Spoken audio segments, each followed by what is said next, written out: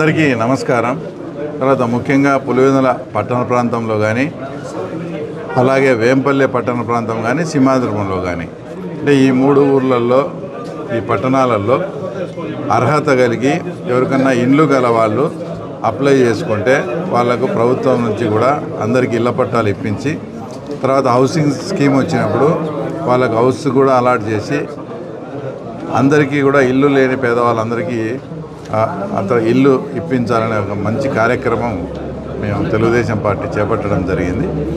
తర్వాత ఇందులో భాగంగా అసలు ముందు ఆన్లైన్లో అర్హులు ఎవరెవరు ఎంతెంతమంది ఎక్కించుకున్నారు, ఇంకా అర్హత ఉండి పెండింగ్లో, అంటే ఇప్పుడు లాగిన్ క్లోజ్ అయింది కాబట్టి ఇంకా ఎంతమంది పెండింగ్లో ఉన్నాయి, అసలు రిక్వైర్మెంట్ ఎంత, మనకు ల్యాండ్ సైట్లు ఇచ్చేదానికి అవైలబుల్ సైట్ ఎంత ఉంది, ఇవన్నీ కూడా అందరికీ 3 ఎంఆర్ఓలకు, ఆర్డీఓ గారికి, అలాగే పులివెందుల మున్సిపల్ కమిషనర్ గారిని కూడా ఒక 10 రోజుల కిందట మీరంతా కూర్చొని ఎక్సర్సైజ్ చేయమని చెప్పడం జరిగింది.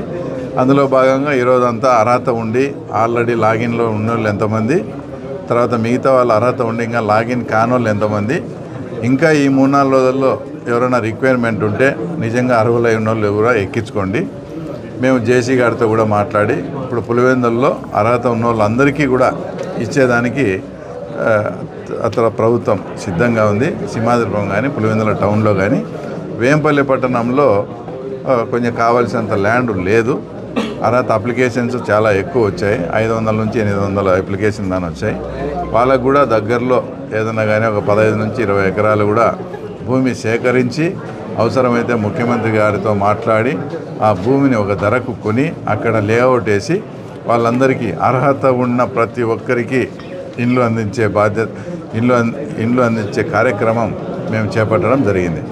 ఇక మిగతాటివి అంటే ఈ 3 పట్టణాలు కాకుండా మిగతా ఊర్లలో కూడా తర్వాత సైట్ ఉండే వాళ్ళే ఎక్కువ మంది ఉన్నారు, ఇళ్ళ సైటు, వాళ్ళందరికీ కూడా హౌసింగ్, తర్వాత ఇళ్ల స్థలాలకు, అంటే వాళ్ళకి సైట్ ఉంది, వాళ్ళకి హౌసింగ్లో పెట్టి ఇళ్ల స్థలాలు ఏర్పాటు చేసే కార్యక్రమం కొన్ని ఊర్లలో, అంటే ముఖ్యంగా ఎర్రపల్లె, కొత్తపల్లె కానీ, నల్లబరెడ్డిపల్లి అలాంటి పెద్ద ఊర్లలో కొంచెం సైట్ ఇష్యూస్ ఉన్నా కూడా అవి కూడా దగ్గరలో ఎక్కడన్నా ఇల్లు సైట్ అవైలబిలిటీ ఉంటే అవి తీసుకోవడం, అవైలబుల్ లేని చోట కొంత డబ్బు ఖర్చు పెట్టైనా కొని, ఏది ఏమైనప్పటికీ పులివెందుల కాన్స్టిట్యున్సీలో అర్హత ఉండి ఇళ్ళ స్థలము లేకుండా, ఇండ్లు లేకుండా ఉండే ప్రతి ఒక్క పేదవారికి ఇండ్లు కల్పించే ఇల్లు ఏర్పాటు చేసే సౌకర్యం వచ్చేసి ప్రభుత్వం ఏర్పాటు చేస్తుంది. దానికి తగిన ఎక్సర్సైజ్ అంతా ఈరోజు ఆర్డీఓ గారు, వేంపల్లి, సింహాద్రిపురం, పులివెందుల ఎంఆర్ఓలు, హౌసింగ్ డిపార్ట్మెంట్ అంతా వచ్చి ఒక మంచి ఎక్సర్సైజ్ చేయడం, దాని ప్రకారం ఒక ప్రాబ్లం కూడా సార్ట్అవుట్ అయింది. అంటే ఎన్ని ఉన్నాయి, ఎన్ని చేయాలా, ఎంత అనేది కూడా మాకు ఒక అవగాహన వచ్చింది. కాబట్టి తొందరలో పులివెందుల కాన్స్టిట్యున్సీలో ఇల్లు లేదని ఎవరే కానీ అనేయకుండా ఈ కార్యక్రమం చేపట్టడం జరిగింది. జగనన్న కాలనీది సాక్షాత్తు ఎంపీ అవినాష్ రెడ్డి గారే మేము ఎక్స్ట్రా బిల్లు ఇచ్చామని చెప్పినారు. ఒకరోజు ఆయనంతకైనా చెప్పినాడు, ఎక్స్ట్రా బిల్లు ఎవరైనా ఇస్తారా, పని చేసిన దానికి బిల్లు ఇస్తారు, ఎక్స్ట్రా బిల్లు ఇచ్చినందువల్ల వాళ్ళు ఎక్కువ డబ్బు డ్రా చేసి ఆయన పారిపోయినాడు. కాబట్టి దాని మీద కేసు వేసి అంతా కూడా జరిగింది. అది కూడా కాంట్రాక్టర్తో కూడా మాట్లాడినాము. ఇప్పుడు ఒక 1500 నుంచి 1800 ఇండ్లు ఇంకా పూర్తిగానే ఒక స్టార్టింగ్ స్టేజ్లో ఉండేటి కట్టేదానికి ఒక సంస్థ ముందుకు వచ్చింది. అది కూడా 5-6 రోజుల్లో కంప్లీట్ అవుతుంది. ఏదైతే మెడికల్ కాలేజ్ కట్టారో ఆ సంస్థ అయితే దాదాపు పూర్తి చేసినవి కొన్ని ఉన్నాయి. ఇంకా 400 నుంచి 500 ఇండ్లు అనర్హులు, అంటే ఆల్రెడీ ఇండ్లుండి వైఎస్ఆర్సీపీకి సానుభూతి పరులుగా ఉండే వాళ్ళకి మీకు ఇండ్లు ఇస్తానని చెప్పి 2 ఇండ్లు 3 ఇండ్లు కూడా ఇచ్చిన వాళ్ళందరినీ కూడా అది చెక్ చేసి వాళ్ళందరినీ కూడా తొలగిస్తాను అనర్హులుగా.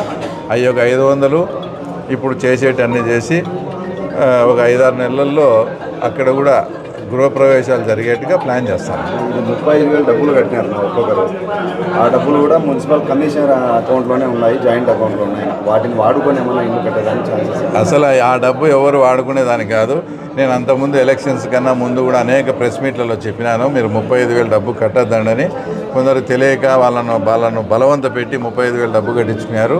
నాకు తెలిసి మేము ముఖ్యమంత్రితో కూడా మాట్లాడతాను, ఆ డబ్బు ఎక్కడికి పోదు, ఆ డబ్బుతో అవి కట్టాల్సిన అవసరం లేదు. ఆ డబ్బులు రిటర్న్ ఇప్పించే దిశగా మేము ప్రయత్నం చేస్తున్నాం.